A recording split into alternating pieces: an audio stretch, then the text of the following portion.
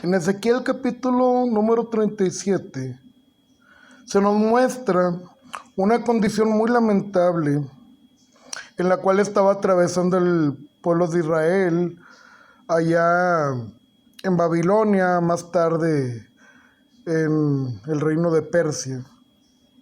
Mas sin embargo, en el reino de Persia hubo una apertura, el pueblo regresa, gran parte del pueblo regresa a Israel por ordenanza del mero rey, porque el rey no era Darío como... Lo que pasa es que en el libro de Daniel, Darío era un rey vasallo, era un rey subyugado por el rey Ciro. Realmente el rey era Ciro, pero se menciona que era Darío porque era un rey regional. La región donde estaba Babilonia y donde estaba el pueblo de Dios, ahí en medio del pueblo de Babilonia. Bueno, este rey Ciro decreta por orden de Dios, por orden de Yahvé, que el pueblo regrese a la Tierra Santa. No todos regresaron, pero gran parte del pueblo sí regresó. Pero mientras eso ocurría, en Babilonia el pueblo se sentía desfallecer. De hecho, hay algo que nos anuncia, algo que nos muestra verdaderamente cómo estaba el pueblo de Dios. No sé, creo que es el Salmo 37 que dice: junto a los ríos de Babilonia, ahí nos sentábamos y aún llorábamos. Y nos decían los del pueblo de Babilonia: canten, canten a Yahvé.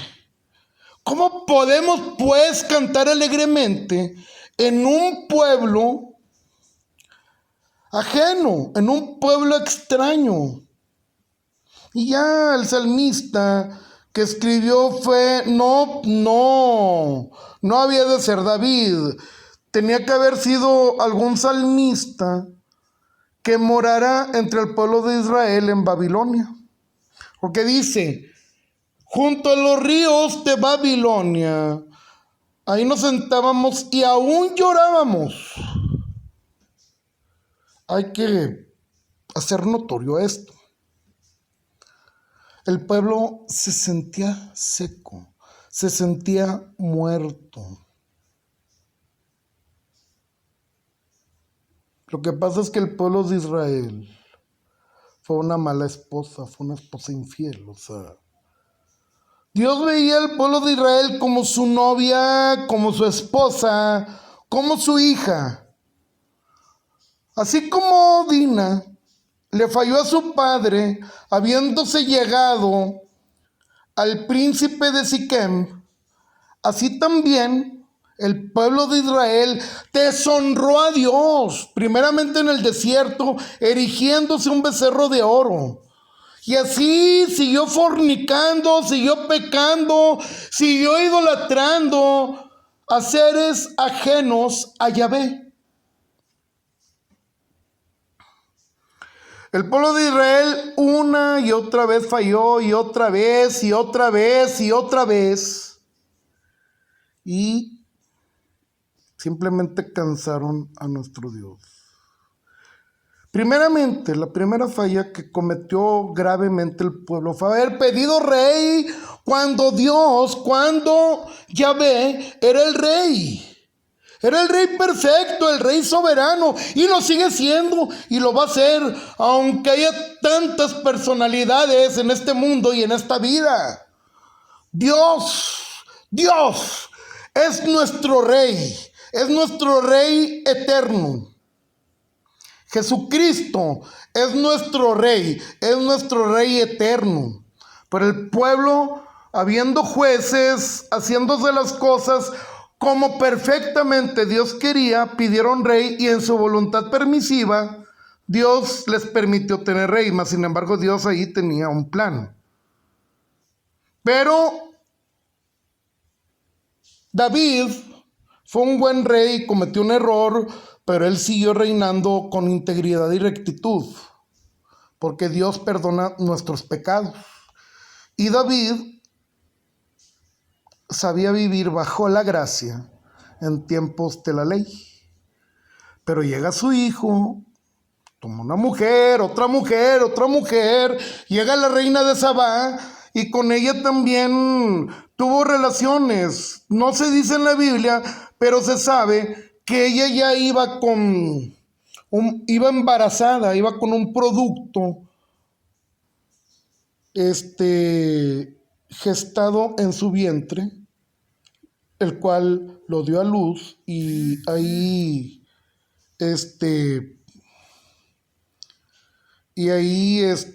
nacieron judíos en África. Yo investigué, ¿verdad?, el Reino del Sur y se dice que es Etiopía.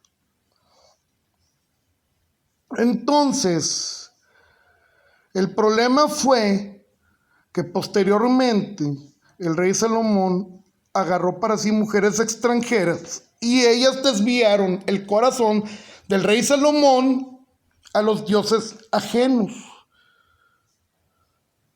De Salomón nace Roboam. El pueblo se acerca y le dice a Roboam que había sido muy cruel con ellos, había sido muy duro con ellos, un yugo muy pesado, Salomón, que por favor fuera más condescendiente. Entonces Roboam comete el error de ir primeramente con los ancianos y ellos le aconsejan bien y le dicen, ¿sabes qué? Oye la voz del pueblo, atiéndelos, baja un poquito esa dureza la cual tuvo tu padre. Pero no quedando conforme, va con los jóvenes y los jóvenes lo mal aconsejan y dicen, no, si tu padre fue duro, tú vas a ser peor. Si él los latigaba con látigo, tú los vas a latigar con escorpiones. Y eso les refiere Roboam a los hijos de Israel. Entonces se divide el reino. 10 tribus y media era el reino del norte y 1 tribu y media era el reino del sur. Roboam reinó en el reino del sur y Jeroboam en el reino del norte por ordenanza de Dios. Mas sin embargo, Jeroboam tuvo miedo de ir a adorar a Dios a Jerusalén, temiendo que los judíos los fueran a atacar y fueran a ser hombres muertos. Y lo peor de todo es que hacen 2 becerros de oro. Hacen 2 becerros de oro, creo que uno en Dan y el otro en Betel. Y desgraciadamente el pueblo adora a esos becerros de oro, se corrompen y más tarde se corrompe el reino del sur hasta que en los tiempos del rey Manasés agotaron la paciencia de Dios y Dios los entregó en manos de los babilónicos. ¿Qué es lo que pasa hoy en día en nuestras vidas? Muchos decimos, yo voy a la iglesia, pero mentimos. Muchos decimos, yo voy a la iglesia, pero transamos. Otros dicen, yo voy a la iglesia, y lo que hacen es corromperse y vivir vidas dobles al no estar casados y vivir en unión libre. Y desgraciadamente este problema no solamente ocurre con ciertas personas que conocemos, no. Si nos vamos a lugares rurales, hay mucho siervo de Dios que viven bajo pecado de adulterio por vivir con una mujer sin estar casados. Pero ese no es el problema es todo. Dios nos muestra cómo debemos de ser y no somos como Dios nos muestra. Para muestra un botón. Vámonos a la primera epístola a los Corintios, capítulo número 13. Lo que dice del amor es la vida que nosotros debemos de llevar. Si no tenemos amor, entonces realmente no somos hijos de Dios. ¿Y qué dice la palabra? El amor es sufrido, es benigno, no es jactancioso, no hace lo indebido, o sea, y etcétera, etcétera, etcétera.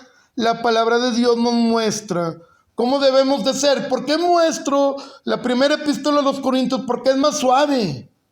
Por eso la muestro, porque es más suave la manera como expone el apóstol Pablo, el apóstol a los gentiles, cuando habla de la preeminencia del amor. El amor verdadero es Dios, dice la palabra en Juan 3:16, porque de tal manera amó Dios al mundo que ha dado su Hijo unigénito para que todo el que en él cree no se pierda, mas tenga vida eterna. Dios le habla en Génesis a Abraham y le dice: Abraham, dame a tu hijo. Y Abraham no rehusó, y cuando ya lo iba a matar, porque hasta eso Abraham le dice a Sara, para darle referencia, le dice: vamos a adorar a Yahvé. Y cuando ya estaba a punto de matar a Isaac, todos sabemos que el ángel de Dios, el ángel de Jehová, el ángel de Yahvé, le detiene la mano a Abraham y le dice: Abraham, he visto tu obediencia, y Dios provee un cordero. Bueno, ese cordero posteriormente iba a ser Jesucristo, el cordero pascual, para perdón de nuestros pecados. Pero pues, seguimos igual, o sea, todo es una vuelta cíclica. O sea, yo he fallado, los hermanos fallamos de diferente manera, pero al fin y al cabo ofendemos a Dios. Ya sea por decir una mentira, ya sea porque somos pecadores los hombres. Por eso es necesario orar a Dios y pedirle perdón cada día, porque siempre pecamos. De alguna manera u otra, el pecado es pecado y le desagrada a Dios y nos aleja de Dios. Pero hay mucho pecado hoy en día. La única manera es que realmente doblemos la cabeza y le digamos al Señor: Señor, ya estoy cansado, Señor, de ser siempre el mismo. Yo quiero llegar a la estatura del varón perfecto, que es Jesucristo. Y tanto hombres como mujeres podemos anhelar lo mismo. Tanto hombres como mujeres, es cuestión nomás de humillarnos y pedirle perdón a Dios. Y como dice el segundo libro de Crónicas 7:14, si se humillaré mi pueblo sobre el cual mi nombre es invocado, yo iré y los perdonaré y sanaré vuestra tierra. Y empieza Dios a dar promesas y se vienen los pros y los contras. Qué bueno que hubiera más pros que contras. Eso delataría que el pueblo obedece a Dios. En cambio, cuando hay más contras que pros, es porque no estamos obedeciendo a Dios. Yo solamente lo que intento compartir, solamente lo que intento decir es: ¿qué nos falta para poder obedecer a Dios? O sea, vamos a estar igual que el pueblo de Dios, que se sentían un valle de huesos secos, que se sentían una sepultura en el pueblo de Babilonia, en Egipto, anteriormente, muchos años antes. O sea, no, nosotros nacimos para ser libres, no para ser presos. Nacimos para ser libres, libres en Dios. Jesucristo vino a hacernos libres. Pero muchas veces insistimos en querer estar en un lugar como esclavos. ¿Por qué? Porque si yo no obedezco a Dios, no soy libre, porque voy a ser preso del pecado. Simplemente la cosa es que no voy a ser salvo. ¿Qué queremos? ¿Ser salvos o no ser salvos? Son cosas que deben de quedar en nuestra memoria y en nuestro ser. Dios bendiga nuestras vidas y que siempre anhelemos hacer la voluntad de Dios.